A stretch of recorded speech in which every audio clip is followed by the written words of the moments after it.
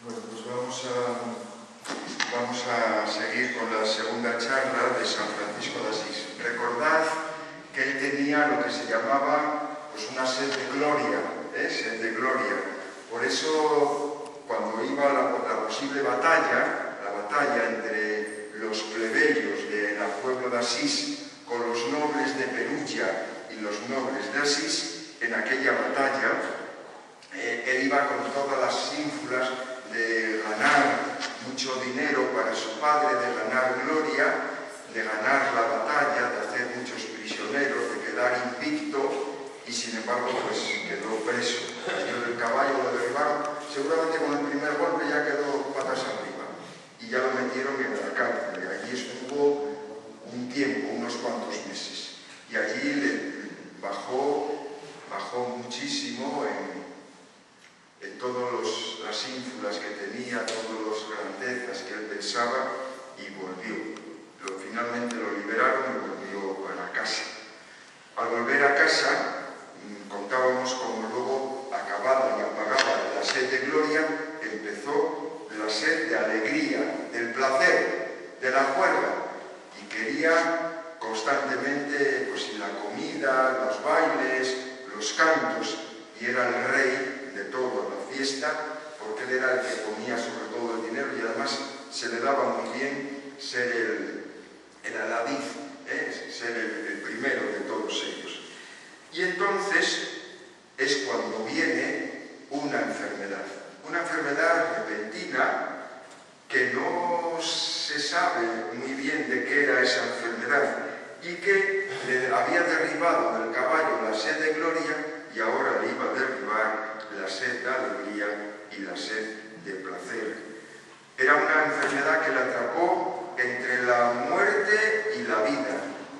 Tenía un sudor frío, tenía temperaturas altas, pesadillas, un debilitamiento general. En muchas ocasiones se pensó que iba a morir. Al final quedó absolutamente en nada de nada. Unos centímetros más y hubiera caído ya por el precipicio de la muerte. El ángel de la muerte estaba acechándole para coger. Y en aquellos momentos de soledad, de fiebre, en algunos momentos que le bajaba un poco la fiebre, el Señor le iba dando lecciones de sabiduría. Él iba interiorizando.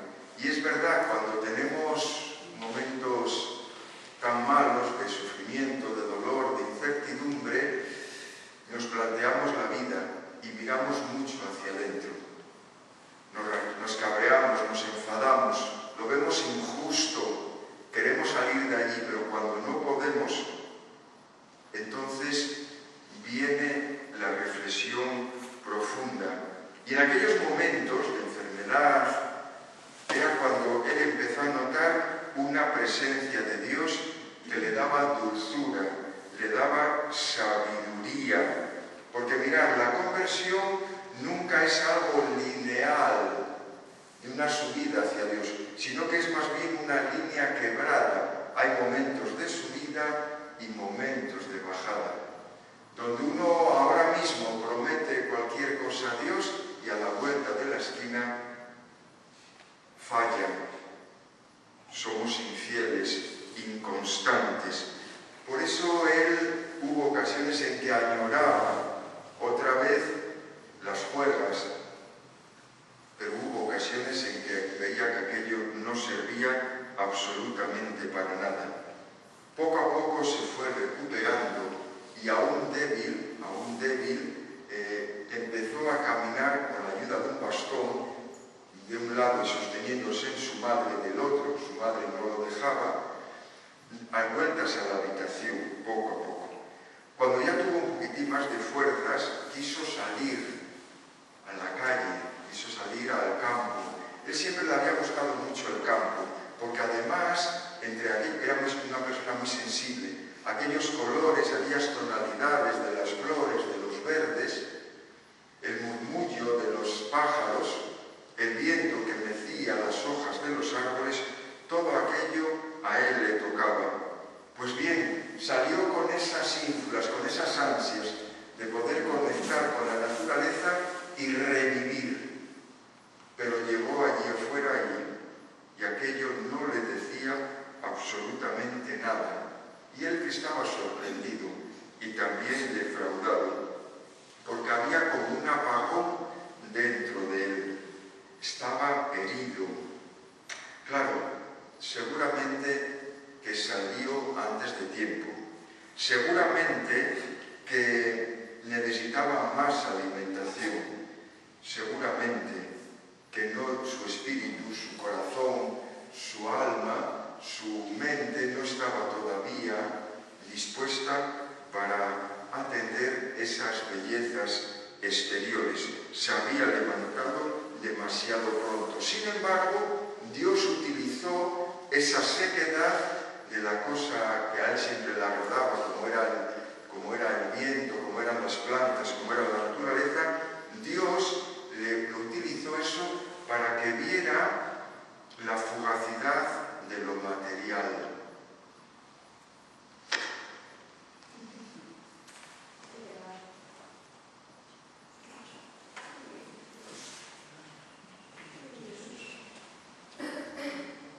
Mirad, ¿veis?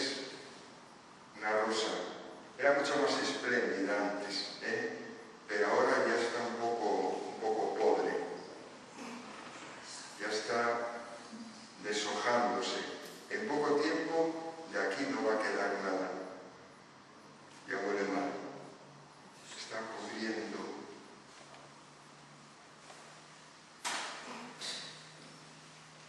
Las cosas materiales quedan en nada. Esto es lo que él fue viendo. Sin embargo, se recuperó y tuvo ganas otra vez de fiesta. No le bastaba haber sido preso durante 11 meses. No le bastaba haber estado al borde de la muerte. No le bastaba todo lo que Dios le había enseñado. No le bastaba la insipidez y la fugacidad de lo creado. Por eso volvió otra vez a las fiestas juveniles, a las diversiones. Incluso cuando se sentaba a comer, decían los cronistas de su vida, por aquella época, se sentaba a comer con los padres. Y cuando estaban en el segundo plato, los dejaba abandonados, porque oía la voz de un amigo, ¡Francesco! Y él se levantaba y no atendía a su padre y a su madre. Y salía, cogía la bolsa de oro y salía a correrla. Tenía ganas de fiesta y de reunirse con sus amigos. En estas circunstancias, estamos hablando de 1198, sucedió una guerra entre el emperador de Alemania y el Papa. Fue el Papa Inocencio III, que fue el Papa que más poder político y militar tuvo nunca en la historia de la Iglesia.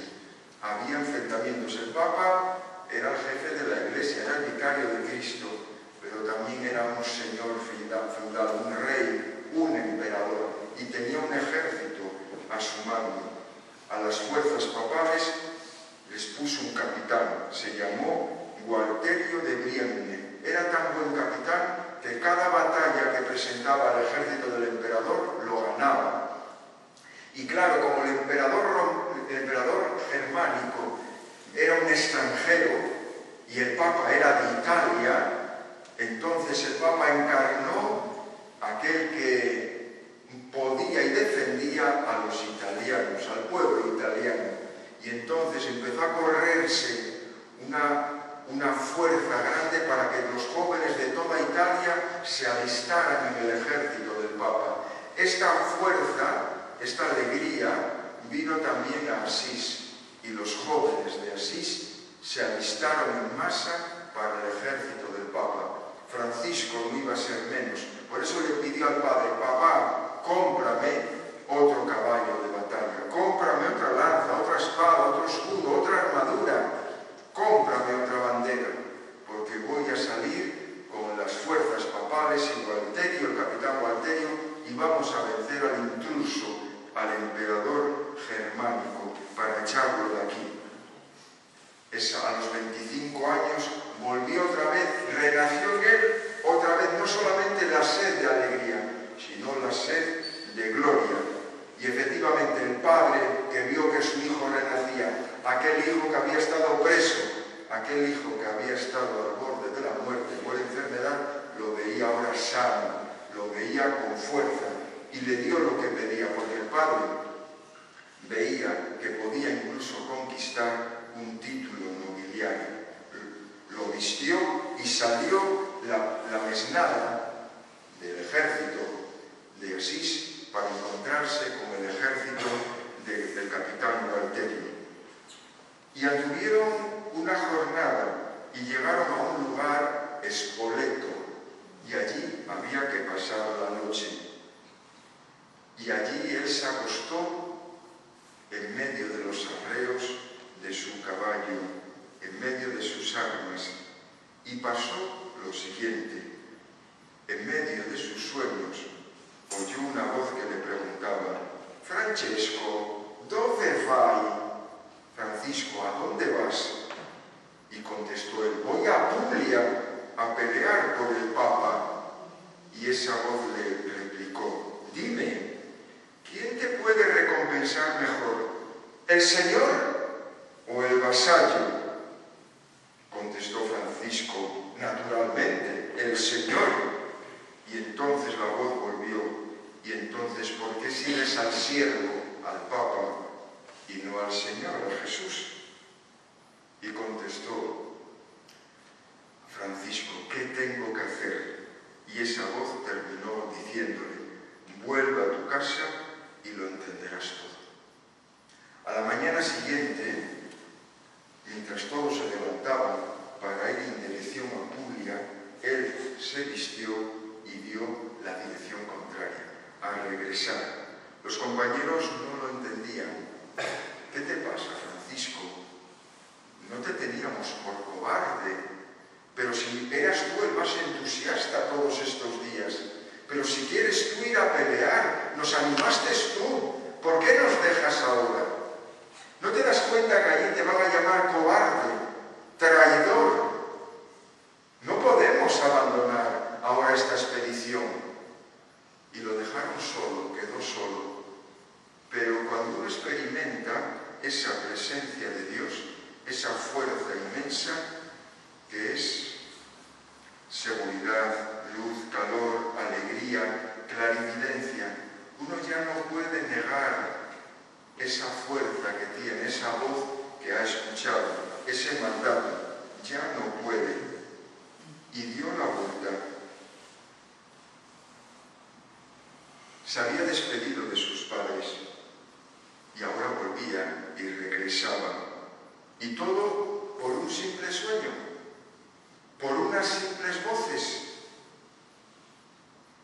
Tuvo que ser algo más que lo que escuchó, algo más que le tocó el corazón y que le hizo cambiar de vida.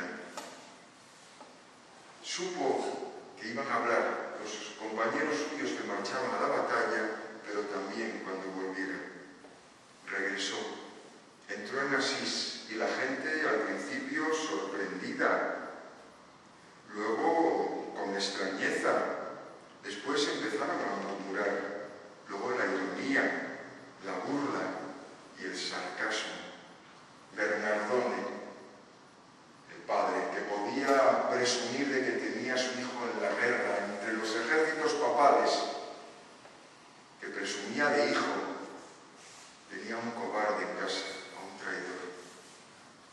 Para Pedro Bernardone, que no había escuchado la voz de Dios, que no entendía absolutamente nada, tuvo que ser algo muy duro. No lo entendía. Uno de los primeros frutos que da la presencia de Dios y que da la gracia es la libertad.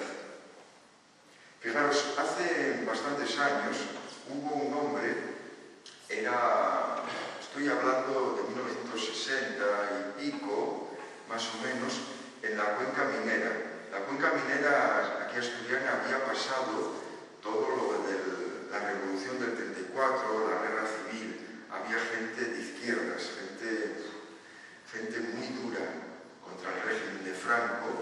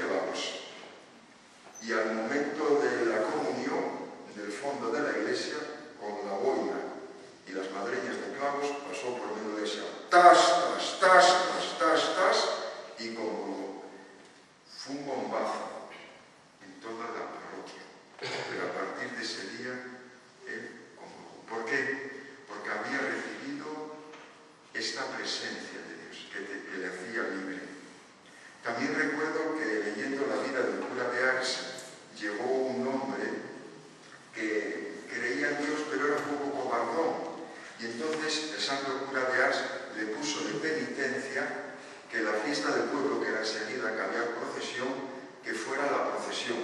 Dijo él, no, si voy a la procesión, dice, sí, pero escondido. Y atrás, no, te pones al lado del santo y agarras una cinta de aquellas. Y entonces fue para allá y agarró la cinta. Y a partir de ese momento dijo que había sentido una alegría y una libertad tremenda. Efectivamente, si tú tienes presencia de Dios, serás como Francesco, con una libertad total y absoluta.